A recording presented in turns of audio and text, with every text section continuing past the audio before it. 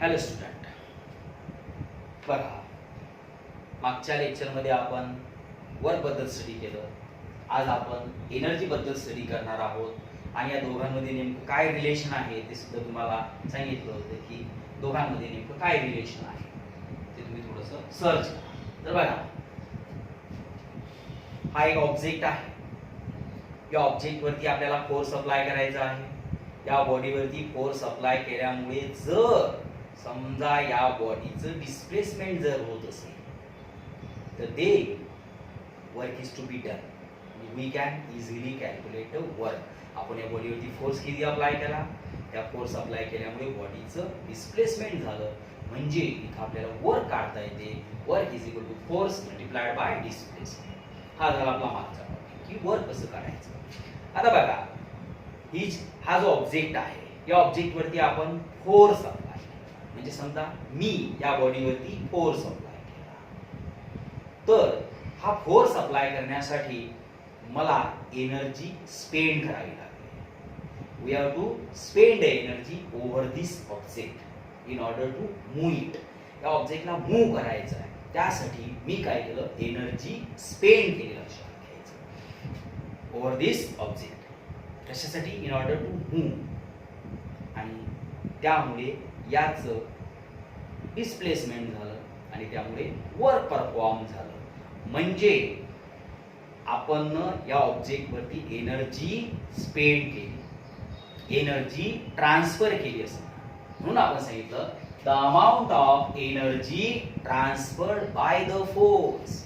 Amount of energy transferred by the force to move an object is called work. बघा लक्षात आलं काय, the amount of energy transfer by the force. म्हणजे आपण या बॉडीवरती force लावला, म्हणजे याचा अर्थ आपण एनर्जी ट्रान्सफर केली. Amount of energy transfer by the body to move an object is called work. म्हणजे आपण जेवढी एनर्जी या ऑब्जेक्टला ट्रान्सफर केलं तेवढंच याचं काय झालं, वर्क झालं. लक्षात घ्यायचं. आणि म्हणून there is a direct relation between work and energy. म्हणून आपण सेकंड पॉइंट लिहिला, relation between work and energy is a direct. Work and energy are directly proportional.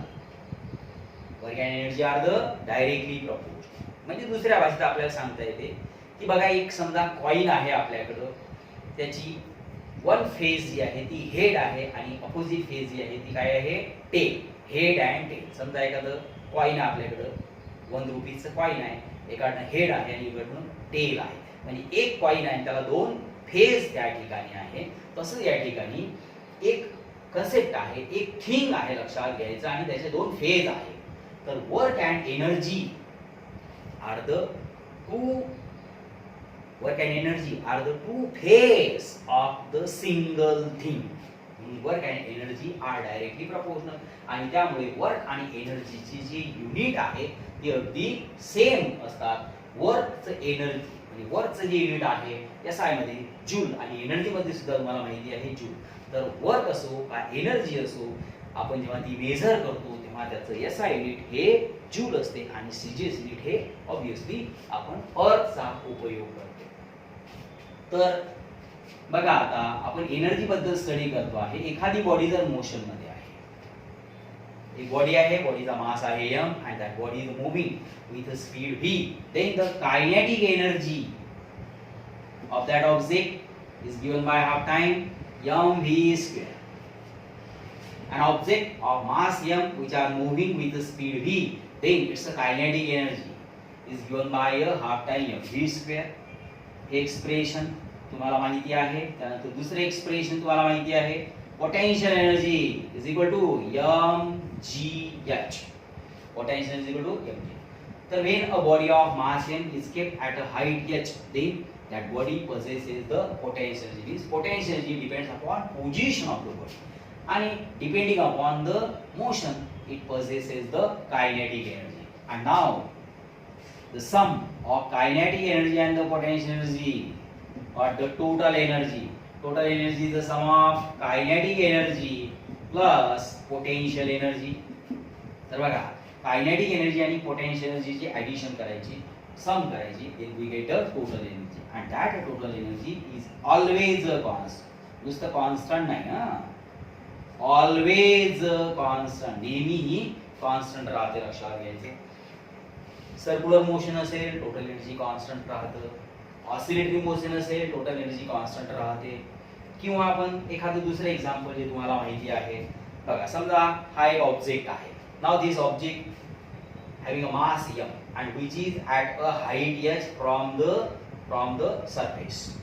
Okay, now this body, this object is at a rest, so it possesses only the potential energy. आता या बॉडीकडे सध्या फक्त काय आहे, potential energy आहे, लक्षात घ्या. Kinetic energy zero, कारण बॉडी रेस्ट मध्ये आहे, त्याचा स्पीड झिरो आहे, कायनेटिक एनर्जी झिरो. म्हणजे ही टॉपमोस्ट पोझिशन आहे, kinetic energy zero, potential energy आहे mgh. आणि आता हा जो ऑब्जेक्ट आहे याला इथून रिलीज करायचं, म्हणजे that object is a falls down, म्हणजे त्याला फ्री फॉल. कोणतं मोशन आहे हे, फ्री फॉल मोशन आहे. आता मी ऍक्च्युअली इथून त्याला रिलीज करत नाही बघा, तर इथं टोटल एनर्जी आपल्या लक्षात आली. आता हा that object is moving in downward direction, is a free fall असं सुरू आहे. तर वेगवेगळ्या पोझिशन वरती आपण त्याची कायनेटिक एनर्जी काढू, पोटेन्शियल एनर्जी काढू आणि टोटल एनर्जी काढू. तर आपल्याला काय दिसते की हा ऑब्जेक्ट जसा जसा असा खाली जाणार तसं तसं त्याची हाईट कमी होते आहे, म्हणजे पोटेन्शियल एनर्जी कमी होत जाणार. आणि that decrease in potential energy gets convert into the kinetic energy. म्हणजे हा ऑब्जेक्ट असा खाली पडताना पोटेन्शियल एनर्जी डिक्रीज होत जाते आणि याची कायनेटिक एनर्जी ही वाढत जाते. म्हणजे potential energy gets convert into the kinetic energy. And when is reaches at the surface, जेव्हा तो ऑब्जेक्ट सरफेसच्या जवळ पोहोचेल तेव्हा इट्स हाईट इज झिरो, म्हणजे त्याच्याकडे आता पोटेन्शियल एनर्जी असणार नाही. It possesses only the kinetic energy. म्हणजेच at the surface total energy is equal to the kinetic energy, because potential energy is zero. म्हणजे ॲट द बॉटम किंवा at the surface total energy is equal to kinetic energy, potential energy झालेली आहे zero. But at the top most position kinetic zero होतं, it has only potential energy. So at the topmost position total energy is equal to the potential energy. असे free फॉलचं जे example आहे ते आपण इथे दिलं. तर आता total energy is always constant. तर या संदर्भामध्ये लॉ आहे, law of conservation, law of conservation of energy. कॉन्झर्वेशनच्या संदर्भामध्ये आपल्याकडे 3 लॉज आहेत जे तुम्हाला माहिती आहेत. Number 1 law of conservation of momentum, जो आपण न्यूटन सेकंड लॉ मध्ये स्टडी केला. Law of conservation of energy आणि थर्ड आहे law of conservation of electric charges. तर हे कॉन्झर्वेशन लॉज आहेत जे तुम्हाला माहिती आहे. तर हा जो लॉ आहे हा आपल्याला काय सांगतो, तर हा आपल्याला सांगतो total energy is always constant, total energy is always conserve. तर लॉचं स्टेटमेंट जे आहे ते सगळ्यांना माहिती आहे. Energy can neither be created nor to be destroyed. It can convert from one form to the another form so that the total amount of energy in the universe is constant, always constant. असे statement आहे. म्हणजेच आपल्याला law काय सांगतो, energy can neither be created not to be destroyed. म्हणजे याचा earth energy आपल्याला create करता येत नाही, एनर्जी आपल्याला डिस्ट्रॉय करता येत नाही. आपल्याला फक्त काय करता येते, तर एका स्वरूपातली एनर्जी जी आहे त्याचं दुसऱ्या स्वरूपामध्ये रूपांतर करता येते. म्हणजे one form of energy gets convert into the another forms of energy. तर अशा प्रकारचे स्टेटमेंट त्या ठिकाणी आहे. तर we know the different forms of energy. एनर्जीचे वेगवेगळे स्वरूप जे आहे ते तुम्हाला माहिती आहे. लाईट एनर्जी असणार, हीट एनर्जी असणार, साऊंड एनर्जी असणार, केमिकल एनर्जी असणार, न्यूक्लिअर एनर्जी आहे, ॲटॉमिक एनर्जी आहे. अशा वेगवेगळ्या प्रकारचे एनर्जीज तुम्हाला माहिती आहे. These are the different forms of energy. आणि या एनर्जीचं आपल्याला काय करता येते, कन्व्हर्शन करता येते. म्हणजे one form of energy gets convert into the another forms of energy. मग आता एनर्जीचं जे कन्व्हर्शन आहे हे कन्व्हर्शन नेमकं आपल्याला कसं करता येते, तर बघा आपण एक बल्ब घेऊया, इलेक्ट्रिक बल्ब घ्यायचा. हा जो बल्ब आहे या बल्बला आपण इलेक्ट्रिक एनर्जी देणार. याला इलेक्ट्रिक एनर्जी दिली की हा बल्ब ग्लो होणार, म्हणजे आपल्याला लाईट भेटणार, म्हणजे लाईट एनर्जी. म्हणजे याचा अर्थ बल्ब काय करतो, इलेक्ट्रिक एनर्जीचं कन्व्हर्शन तो लाईट एनर्जी मध्ये करतो. आता याच्या अपोजिट प्रोसेस आपण करूया. सोलर सेल घ्या, सोलर पॅनल असतं, सोलर सेल घ्यायचं, त्याच्यावरती लाईट एनर्जी फॉल झाले की तो त्याचं रूपांतर आपल्याला इलेक्ट्रिक एनर्जीमध्ये करून देतो. म्हणजे सोलर सेल काय करतो, सोलर सेल लाईट एनर्जीचं कन्व्हर्शन हे इलेक्ट्रिक एनर्जीमध्ये करतो. म्हणजे बघा, इलेक्ट्रिक एनर्जी कन्व्हर्शन लाईट एनर्जीमध्ये झालं, लाईट एनर्जी कन्व्हर्शन इलेक्ट्रिक एनर्जीमध्ये झालं. दुसरं एखादं एक्झाम्पल घेऊ आपण. बघा, समजा आपण स्पीकर घेतला. स्पीकर काय करतो, तर स्पीकर इलेक्ट्रिक एनर्जी जी आहे त्याचं कन्व्हर्शन तो साऊंड एनर्जीमध्ये करतो. स्पीकरला आपल्याला इलेक्ट्रिक एनर्जी द्यायची, म्हणजे स्पीकर फॉर एक्झाम्पल हा डिव्हाइस आहे स्पीकर, आणि हा स्पीकर काय करतो, तर तो इलेक्ट्रिक एनर्जीचं कन्व्हर्शन साऊंड एनर्जीमध्ये करतो. आपण माईक घेतला, मायक्रोफोन, माईक घेऊ. माईक काय करतो, माईक हा साऊंड एनर्जीचं कन्व्हर्शन इलेक्ट्रिक एनर्जीमध्ये करत असतो. तर असे वेगवेगळे एक्झाम्पल इथं आपण देऊ शकतो. लक्षात घ्यायचं की एनर्जीचं कन्व्हर्शन कसं करतात. पण total amount of energy in the universe is always constant, हे आपल्याला माहिती आहे. तर हे झालं एनर्जी बद्दल लक्षात घ्यायचं. आता आपण पुढची क्वांटिटी जी आहे त्याच्याकडे जाऊया, आणि पुढची क्वांटिटी आहे power. Power power which is denoted by P. Power is the rate at which work is to be done. Work upon time. म्हणजेच W divided by T या एनर्जी अपॉन टाइम असं दिलं तरीही चालेल. जनरली आपण P is equal to W divided by T असं लिहितो. म्हणजेच नेमकं काय W, work, the rate at which work is to be done. The rate at which work is to be done is called power. त्याला आपण power म्हणतो. म्हणजे दिलेलं जे वर्क आहे ते वर्क नेमक्या किती वेळेमध्ये होते. एखादं वर्क आपण एकदम कमी वेळेमध्ये केलं म्हणजे याचा अर्थ पॉवर ही ग्रेटर असेल, आणि तेच वर्क कंप्लीट करायला आपल्याला जर जास्त वेळ जर लागत असेल तर पॉवर इज स्मॉल, तिथं पॉवर ही कमी असेल. म्हणजेच एखादी बॉडी आहे आणि ती वर्क परफॉर्म करते. म्हणजे बघा, उदाहरणार्थ एखादा विद्यार्थी आहे, आपण त्याला एखादा प्रॉब्लेम सॉल्व्ह करायला दिला. एक विद्यार्थी आहे, तो ते प्रॉब्लेम फक्त 2 मिनिटांमध्ये सॉल्व्ह करतो, परंतु तोच प्रॉब्लेम दुसरा विद्यार्थी 3 मिनिटात सॉल्व्ह करतो. म्हणजे वेगवेगळे विद्यार्थी एकच प्रॉब्लेम सॉल्व्ह करायला वेगवेगळा वेळ घेतात. लक्षात घ्यायचं म्हणजे वर्क हे एकच आहे सगळ्यांना दिलेलं, परंतु ते वर्कला कंप्लीट करायला लागणारा जो टायमिंग आहे तो वेगवेगळा असल्यामुळे सर्वांच्या पॉवर्स ह्या कशा आहेत, वेगवेगळ्या आहेत. ज्या विद्यार्थ्याला दिलेला प्रॉब्लेम सॉल्व्ह करायला जास्त वेळ लागेल याचा अर्थ त्याची पॉवर कमी, म्हणजे तो कसं झाला तुमच्या लक्षात. आणि ज्या विद्यार्थ्याला तो प्रॉब्लेम सॉल्व्ह करायला कमी वेळ लागला, म्हणजे एकदम कमी वेळात त्याने ते प्रॉब्लेम सॉल्व्ह केला, म्हणजे याचा अर्थ तो विद्यार्थी हुशार विद्यार्थी, म्हणजे त्याच्याकडे पॉवर जास्त आहे. लक्षात घ्यायचं, पॉवर जर जास्त असेल तर आपण हुशार विद्यार्थी, पॉवर जर आपल्याकडे कमी असेल तर आपण लुझर विद्यार्थी असणार, ढ विद्यार्थी त्याला म्हणतात. लक्षात घ्यायचं, तर आपल्याकडे पॉवर एकदम भरपूर असली पाहिजे. दिलेलं वर्क जे आहे ते आपल्याला कमीत कमी वेळेमध्ये पूर्ण करायचं आहे. कमी वेळेमध्ये जास्तीत जास्त वर्क करायचं म्हणजे आपली पॉवर ही ग्रेटर त्या ठिकाणी असेल.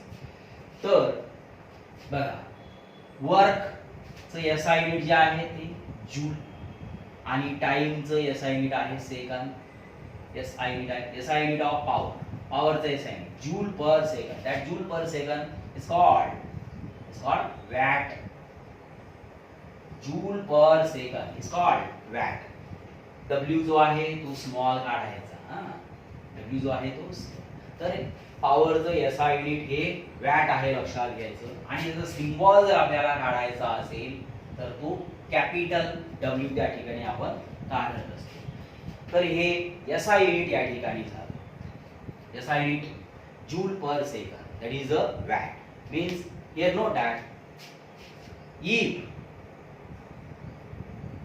a work of 1 joule, if the work of 1 joule is to be done in a time of 1 second, आपण 1 जूल युनिट जूल एवढं वर्क आपल्याला परफॉर्म करायचं आहे. ते वर्क परफॉर्म करायला आपल्याला 1 सेकंद एवढा टाइम लागलेला आहे. Then we can say that power is a 1 watt. त्याची जी पॉवर आहे ती पॉवर काय किती असणार 1 watt. Power of that body is 1 watt असं आपण त्याला म्हणू शकतो. तर हे SI मध्ये झालं, लक्षात घ्यायचं. आता जे वॅट आहे हे अगदी स्मॉलर युनिट आहे आणि म्हणून आपण त्यासाठी लार्जर, बघा SI तर आहे परंतु वॅट हे स्मॉल युनिट आहे. SI आहे परंतु स्मॉल युनिट आहे आणि म्हणून पॉवर मेजर करण्यासाठी आपण ग्रेटर युनिटचा वापर करतो. म्हणजे 1 किलोवॅट आहे 1 किलोवॅट म्हणजे 10 टू दी पॉवर 3 वॅट किंवा 1 मेगावॅट म्हणजे 10 टू दी पॉवर 6 वॅट. आपल्या याच्यामध्ये एक सबस्टेशन आहे, त्याचं नाव आहे 33 किलो व्होल्ट असं लिहिलेलं असतं. 33 केव्ही उपकेंद्र. याच्या अगोदर तुम्हाला सांगितलं होतं कुठं आहे ऑफिस बघा आपल्या गावामध्ये 33 केव्ही उपकेंद्र म्हणतात त्याला. के फॉर किलो. तर त्या पद्धतीने या ठिकाणी हे किलोवॅट आहे. किलोवॅट, मेगावॅट अशी हे लार्जर युनिट आपण यूज करतो, लक्षात घ्यायचं. तर आता इंजिनिअरिंग फील्ड मध्ये जेव्हा आपण मशीनच्या संदर्भामध्ये जेव्हा आपण पॉवर सांगतो, एखाद्या मशीनची पॉवर किती आहे, एखाद्या इंजिनची पॉवर किती आहे ते सांगण्यासाठी आपण हॉर्स पॉवरचा यूज करतो. हॉर्स पॉवर त्याला आपण HP लिहितात, लक्षात घ्यायचं. इंजिन किती HP चं आहे, हॉर्स पॉवर. म्हणजे बघा 1 हॉर्स पॉवर म्हणजे किती होतं सांगा 746 वॅट. तर इंडस्ट्रीमध्ये पॉवर मोजण्यासाठी जे युनिट वापरल्या जाते ते HP वापरल्या जाते. म्हणजे हॉर्स पॉवरचा यूज करतात. म्हणजे एखाद्या इंजिनची जी पॉवर आहे ती HP मध्ये सांगितली जाते. एखादी मोटर जी असते त्याची पॉवर, ट्रॅक्टर असेल तर ट्रॅक्टर किती HP चा आहे, किंवा आपल्या विहिरीवरती मोटर लावलेली असते पाणी भरण्यासाठी, तर आपण म्हणतो ती मोटर 1 ची आहे, 5 ची मोटर आहे, 7 ची मोटर आहे. 5 ची मोटर आहे म्हणजे 5 हॉर्स पॉवर. 5 हॉर्स पॉवर असं आपण त्या ठिकाणी सांगतो, बरोबर. आता याच्यानंतर बघा जी इलेक्ट्रिसिटी आपण यूज करतो आहे, म्हणजे जी इलेक्ट्रिक एनर्जी आपण यूज करतो फॉर अवर डोमेस्टिक पर्पज. तर electricity use for the domestic purpose is a major in a unit of kilowatt hour. तर ती कशामध्ये मोजतात, किलोवॅट अवर मध्ये मोजल्या जाते. किलोवॅट अवर मध्ये आपण मोजतो, लक्षात घ्यायचं. म्हणजे जे MKCL ऑफिस आहे, जे आपल्याला घरी इलेक्ट्रिक एनर्जी आपल्या घराघरामध्ये डोमेस्टिक पर्पजसाठी जी इलेक्ट्रिक एनर्जी सप्लाय करते, तर आपण किती इलेक्ट्रिक एनर्जी कंझ्युम केली, तर त्यासाठी ती एनर्जी मोजण्याचं युनिट जे आहे ते आहे किलोवॅट. आपण 1 किलोवॅट वर एवढी एनर्जी यूज केली म्हणजे याचा अर्थ त्याचं मीटर मध्ये जे काउंटिंग आहे ते 1 युनिट असते. मीटर मध्ये आपल्या घरी इलेक्ट्रिकचं मीटर लावलेलं आहे आणि त्यामध्ये युनिट मेजर होतात, लक्षात घ्यायचं. आणि 1 युनिट मीन्स 1 किलोवॅट अवर असं त्याला म्हणतात. तर आता 1 किलोवॅट अवर म्हणजे 1 किलोवॅट मल्टिप्लाइड बाय 1 अवर असं आपण लिहू शकतो. 1 किलोवॅट म्हणजे किती 10 टू दी पॉवर 3 वॅट आणि 1 अवर म्हणजे 3600 सेकंद. 3600 सेकंद. आणि बघा किती झालं हे 3600 आणि हे 1000 आहे आणि मल्टिप्लाय करा 1 2 3 हे झालं वॅट सेकंद. आणि that watt second is called joule. Watt second is called joule असं आपण त्याला म्हणतो. आणि म्हणून हे झालं बघा शॉर्टकट मध्ये 3.6 10 टू दी पॉवर 6 जूल. बघा डेसिमल 1 2 3 4 5 6 आणि 3.6 that number can be written as 3.6 10 to the power 6 joule. Means 1 kilowatt hour, 1 kWh, 1 kilowatt hour म्हणजे 3.6 10 to the power 6 joule. म्हणजे बघा जी इलेक्ट्रिक एनर्जी आहे, जेव्हा आपण 3.6 10 to the power 6 एवढी इलेक्ट्रिक एनर्जी यूज करतो, तेव्हा जे MKCL ऑफिस आहे, जे वेगवेगळे इलेक्ट्रिसिटीचे बोर्ड्स आहेत, ते 1 किलोवॅट आवर मध्ये मेजर होते. म्हणजे एवढी एनर्जी आपण यूज केली, म्हणजे ते काउंटिंग सिंपल भाषेमध्ये 1 युनिट असं केलं जातं. ठीक आहे. तर इथं आपण आज एनर्जी आणि पॉवर याबद्दल स्टडी केला. या अगोदर आपण वरचा स्टडी केला. थँक्स.